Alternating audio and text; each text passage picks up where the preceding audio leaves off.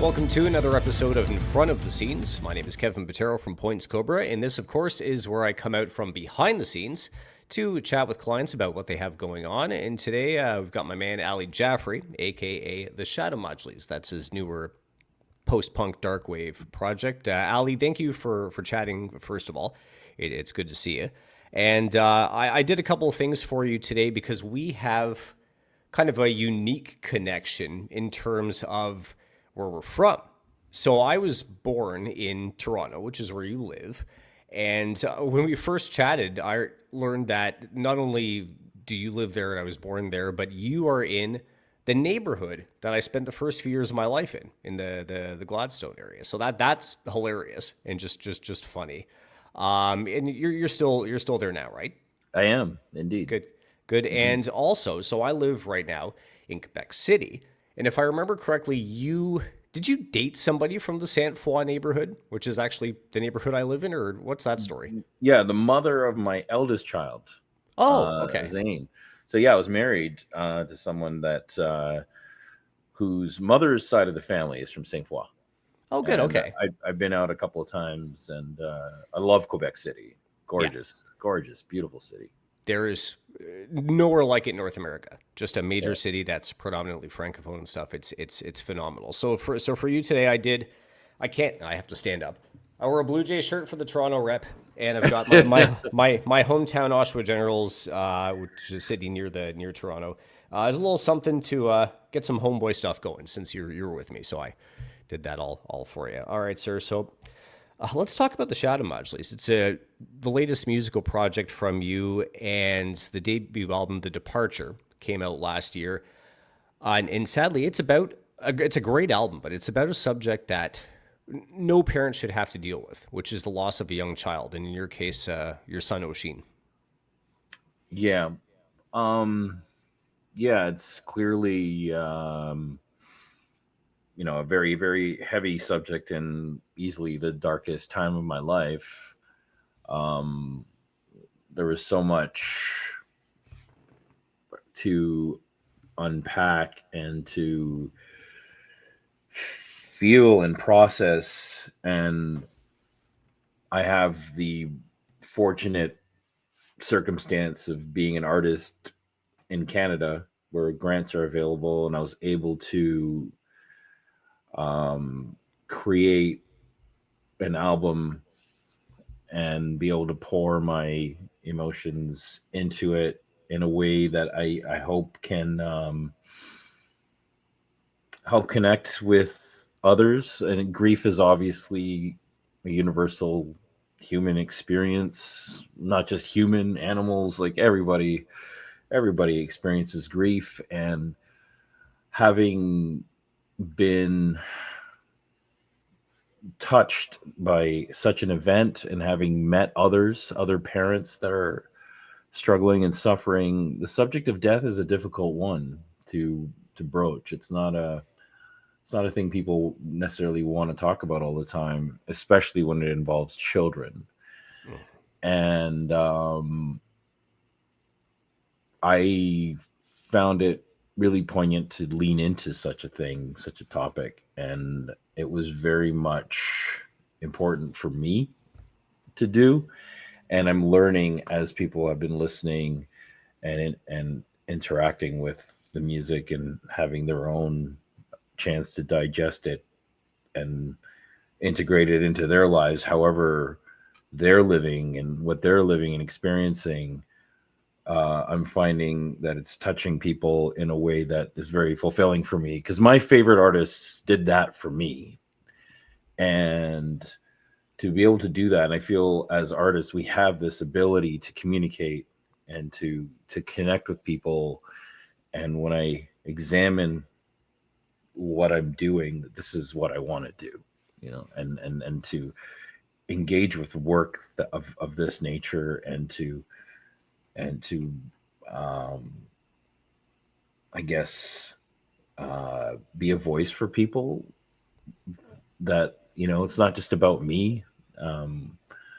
It's I've had a very spiritual experience, an awakening of sorts, and there's this interconnectedness going inward, but then also when you go inward, you also realize just how we all are interconnected, and there's this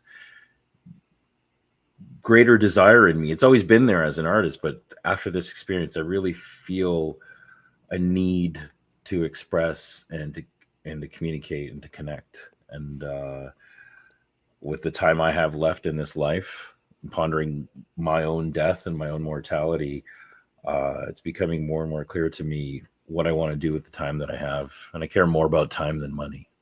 Yeah, because you know what? We can make money back. We can't make time back.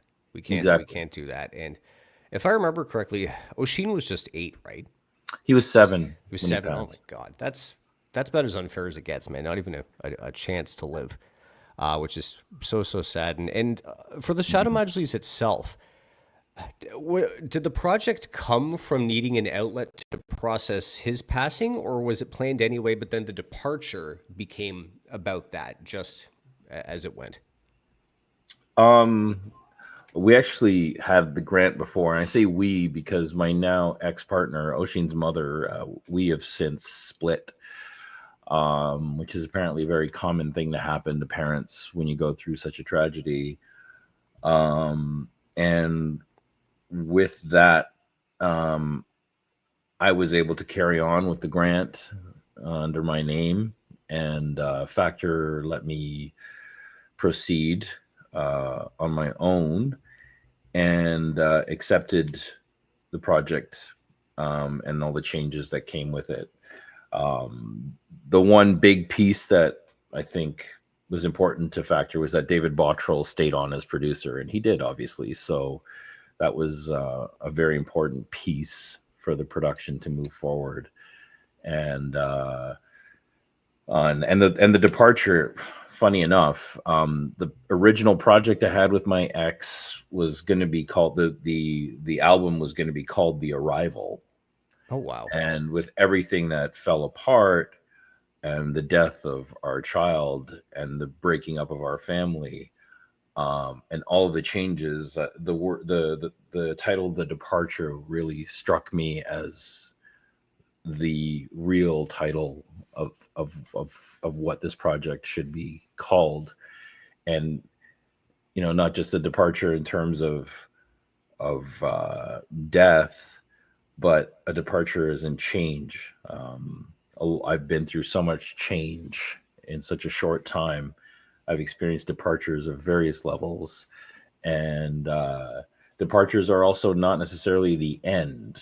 When you go on a trip, you do a departure from wherever city you're in, and you arrive somewhere.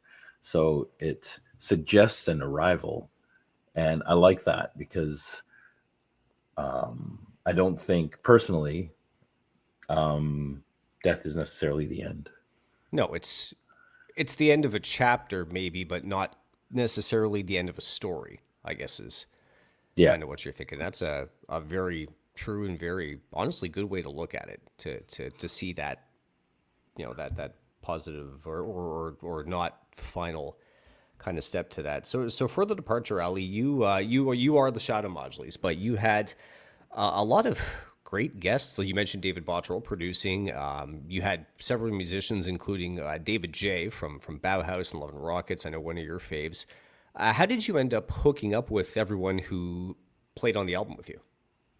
Well, having been an artist actively playing since the mid 90s, I've met many people along the way and have forged many friendships. And many of these people are a result of a lot of that.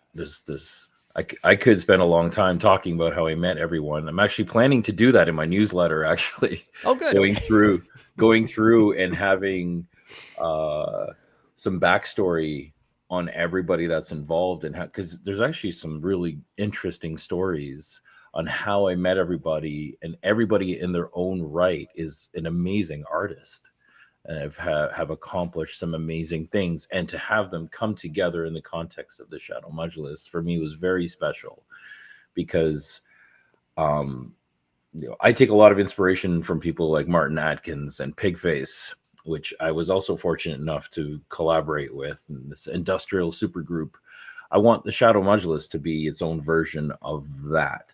I want me to be like Martin, the guy who uh, is fronting it and running it, but I want there to be a revolving door of collaborators. And again, like I think it's so beautiful to collaborate and to have this merging of genres, of instruments, of cultures, of languages, all in the framework of this alternative music foundation that I experience as a Canadian born Pakistani Muslim kid. I was very much influenced by post punk, goth, industrial music, and just general rock music. Um, and I also love some urban hip hop, rap, and all kinds of things. But me as an artist, uh, I've always felt connected to my Eastern background as a Muslim, as a Pakistani, as a Middle Easterner, and I've had this Western influence of this music. So this to me is a great way to express myself, and to be able to have David J from one of the seminal post punk bands on the album, along with Pankaj Mishra playing sarangi, on the same album, and having Olena Tsybulska of Dacha Bracha singing in Ukrainian. Um, it's to me it's an example of our interconnectedness, and how the grief of Ukrainians came through Olena, and the grief of Turkish people, because I went to Turkey to record some stuff that came through my friend Karim's Comanche playing, and he did that session with me, those sessions with me, while he was doing volunteer work in relief efforts for the earthquake that had just occurred 4 hours after I landed. What So what a story that was too. yeah, Just I the landed bad in timing. February 2023. That massive earthquake happened 4 hours after I landed, and everything, the whole atmosphere in Turkey was steeped in sadness. And I'm there to try to do this work, have this trip, and navigating that amongst all this grief. It was unfortunate, and but strangely apropos, and and this was about a convergence of grief. So there's Turkish grief, Ukrainian grief, my grief, and the people listening to it, I'm hoping can find their own. They can see themselves in the music, and hear themselves, and feel some resonance with it. It's Yeah. not just it's international. It's and that's how I want the Shadow Majlis to be. I want it to. I love world music. I used to be the marketing manager of small world music here in Toronto. I know world music is a passe term. People are generally calling it folk music from various parts of the world. I've always been intrigued by music of the world, and being a person who has a penchant for edgier, darker music, I've always wanted to hear this beautiful music from around the world framed in this darker, edgier way. And I'm hoping the Shadow Majlis can be an outlet for that, and fans of these various types of music can find something in it. No, yeah, absolutely, and you do a great job of that too. And music really is, universal in the sense that it tells stories, but those stories, they people can listen and interpret how they want, and like you said, apply it to their own life, and that is the beauty, not only in subject matter, but when you're getting all these worldly influences, this world fusion. That's phenomenal stuff. Absolutely, sir. So let's talk about playing live now. For you, the first Shadow Majlis show was the vinyl release party in Toronto back in the fall, and it was a little bit of, I don't want to say stripped down affair. It wasn't quite full band, but I know David J was there, and Basim Osmani was Mhm. there, um, and I remember you talking about how emotional it was for you to play those songs for the first time. So the question is, I guess, not does that feeling go away, because truly it must never. But as you play more, does the maybe the catharsis of playing live bring it from an overwhelming. Oh my gosh, this is real thing to, I'm playing music, I'm having fun, I'm connecting, but still there's a little something, that kind of reminds me where it's from, or how does that change the more you perform for people, I guess? Well, that's a good question. Actually, again, I addressed that in my newsletter last week. That Um, okay. Well, speaking of the newsletter, that's the website, right? The shadowmajlis.com. You can sign up for the ShadowMagic's.com. You newsletter. sign up for it. There's exclusive content there.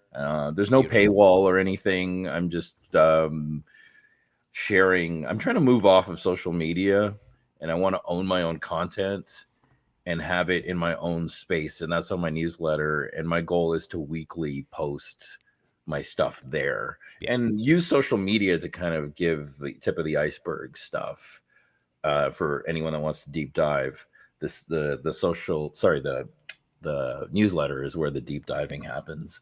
And I played New York recently at the end of March, and my friend was walking around with me on the street, and I was being videoed talking about your question, actually, about what it's been like to play, because the New York show was my first full set ever, and I did it solo, and um, it's taken time. Like I've been not following the typical timeline that people do when they make music. It's usually, you have a period of promo, and then the launch, and then a tour. And I've not been in a position to play. I've been following the timeline set out by Factor because of the grant that I received. I was given deadlines. I wasn't ready to perform live. It was way too emotional for me to do it. But here we are. It's 2025. Some time has passed. I've been able to rehearse. I did a little thing at the vinyl release party. Doing the show in New York was a big icebreaker for me. It came off very cathartic, and it went well, And I'm not afraid to cry on stage. People are telling me don't be afraid to cry on stage, but at the same time, I can't sing when I'm crying, and I'm also pretty private.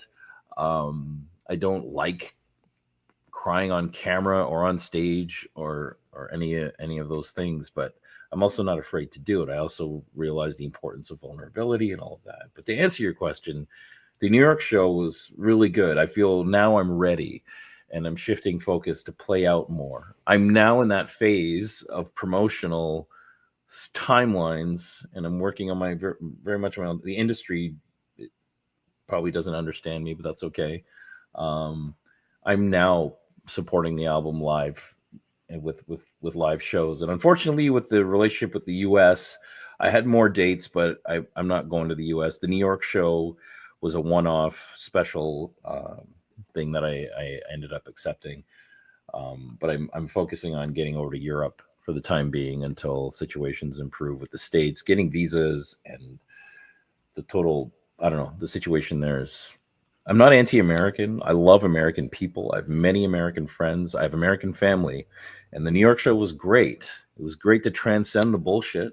There's a lot of divisive bullshit, and my music stands for transcending divisiveness and bringing people together. That is the spirit of what I want to do, and I'm not against playing the States, but I just know the visa processing situation and just the hostilities that artists are facing at the border aren't fun. So and me being of Muslim extraction and empathetic, pro-Palestinian uh, person, I'm not sure many border crossings. I did a covert thing. I snuck my way into the States. That's another story for another day. Oh, But okay. yeah, I yeah, That's I fair. I And no, yeah, honestly, dude, I'm with you. I'm 100%. I know, and for you, it's, I guess, extra unfortunate because I think you have a brother in Michigan, right? that's So I correct. guess to visit him. But no, honestly, dude, yeah, besides the how hard it's been for, like, with the visas getting more expensive and more of a pain in the ass, I read a story about there are these two musicians from Nova Scotia who I actually met 400 years ago when I lived out there, named Cassie and Maggie, who were in Ohio, I think, and they were just driving. They were there touring. They got Yeah. stopped, And then they got detained for some time, I think, and Yep. the officer was like, "Oh, who are you loyal to? Which country?" And it's like, "What the hell?" So, I'll be honest, just for my like, I'm not a musician, so I don't have to tour. But while Trump's in office, I'm not stepping foot in the States. This time Hmm. he's extra crazy. He's not just the tariffs. There's the 51st state bullshit and all that. It's like, you know what? And there's everything else. Like, you know what? It's a wonderful country at the end of the day with a lot of wonderful people. But I'm gonna wait a few years because Yeah. hell nah, Dad, I'm not dealing with that. So Yeah, and I get that 100%. he's fast tracking this authoritarian dictator type of antics that are, quite frankly, frightening. Yeah, You know, yeah, and no, so my focus is getting over to the UK and Europe, where my music is better received anyway. So I find the audience and press over there are far more responsive, and the love I'm getting from there is warmer. US is good. good too, but definitely feeling that's a better demographic for my music anyhow. Okay, that's fair. That's fair. Hopefully, you'll do some Canadian shows as well, whether Oh, I it's just in will. Toronto or come out this way or go out I'm west or something like that. I'm See, I'm hang out looking with to us. I'm looking at shows in Montreal, Ottawa, Hamilton, Toronto, of course. Wouldn't mind getting to the east or west coast, but they're a little bit cost prohibitive right now. But if I can get out there, of course. But having said that, the truth be told, the Canadian market does not seem like a very receptive market for my kind of music. Interesting. Well, that's fair. We all have that. You hear stories about some artists; they just have a really good fan base in a spot they would never think of. It's just all of Yeah, a sudden to take a Canadian artist of the Tea Party who are yeah, from in Windsor, Australia, Ontario. Yeah, they're exactly. gods in Australia. Huge in Australia for whatever reason. Like big here too, but Australia they are just up there, right? So it's crazy to think. Yeah. Speaking of your live shows, Ali, wherever you may do them, you were planning because you are a one man show for the most part, kind of a unique way to be able to tour and play shows and recreate the full band sound, but not necessarily having to bring 4 or 5 other people with you. So what's the plan there? Well, I had to employ David Bottrill, my producer, to help me produce some stems and backing tracks, which wasn't cheap, but it's cheaper than taking a band out on the road and paying for accommodations and food and visas, et cetera, et cetera, et cetera. Which I do want to do. That is my dream, is to actually be a fully live band or as live as possible. As it is now, I'm playing my instruments as a multi instrumentalist. I have a scalable show depending on where I'm playing and what they're going to allow me to bring. If it's a festival or if I'm opening or if I'm headlining, you know, best case scenario as a solo artist, I bring everything. I bring these pipes that are behind me. I bring my sitar. I bring my frame drum. I bring my electric guitar. I bring my acoustic guitar, and I'm on stage with all of it. And the backing tracks do the backing track thing. And but ideally, if I could add a drummer at the very least, I would love to have live drums because I think live drums are very powerful, and there's nothing quite like live drums, especially with this album and the nature of the music. It's very rhythmic, and so I'm working up to that. Like I feel like I have to get out and play, and people need to hear the music and see it, and I need to put my face out there and to get out there, and it's about community and engaging with the people.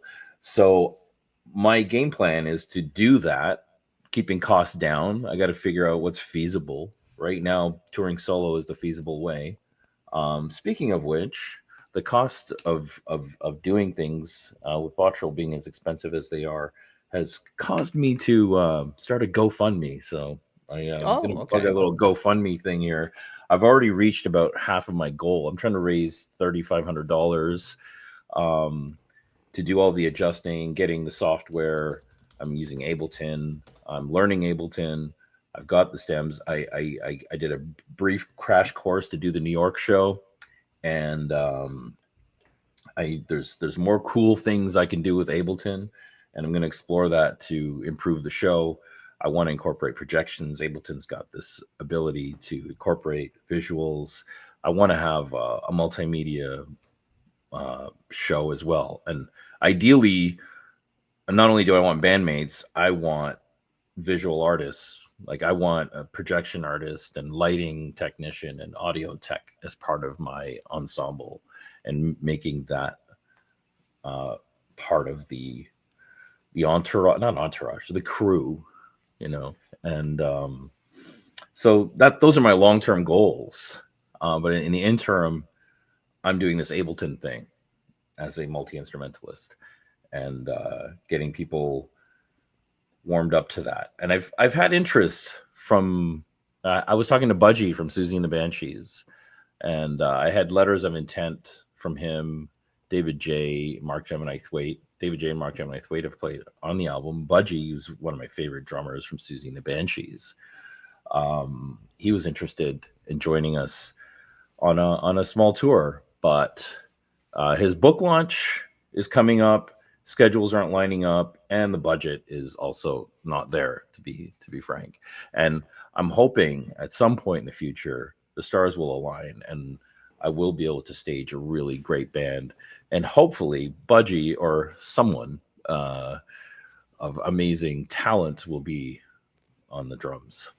Yeah, absolutely. And I can only imagine because the Departure is such a sonically grandiose album that it would just to totally replicate it live with live instruments would be amazing. You mentioned drums and how essential they are.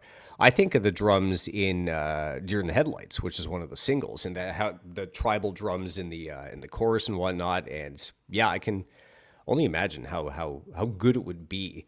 And the fact that you're even, in the meantime, you've got a little solo setup that can do a lot of the heavy lifting, I think is fantastic. And so I found the GoFundMe, help cover costs for tour prep of the Departure. We come to leave tour. So I'll link in the little description on YouTube. I'll link to that for you, so Thank you you. can get that. Oh, no worries, man. Yeah, no, I see it's going well. So anything that I can do to help there, like for sure. Yeah, having So I said that, though, Bottrill has given me an amazing set of stems. Like my yeah, show sounds incredible. He's one of the top producers of the world, so my backing tracks are incredible. right. It Yeah, I believe sounds it. amazing. Grammy nominated. For sure. Okay, cool. So besides, I guess, readying possible shows, do you have any other plans for the rest of 2025, new music or otherwise? Yeah, I just did a recent remix collaboration with Adoration Destroyed.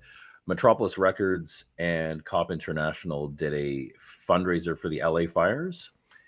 Um, and we did a remix of Love in Flames, and that's been released on this compilation album. So it's a different take on Love in Flames, which I really enjoy, and we released a music video for it too.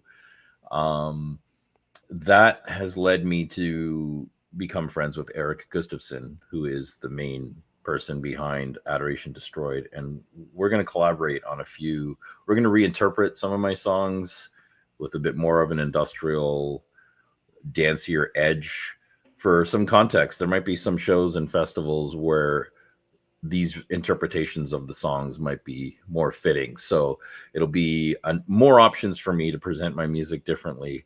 And there's also a cover or two that we're going to be working on together as well for fun. So there's that in the pipeline. I'm always writing, but my main goal for the Shadow Majlis is to get out and play. I want to play, play, play. I want to go all over the place, wherever I can get a gig, all over the world.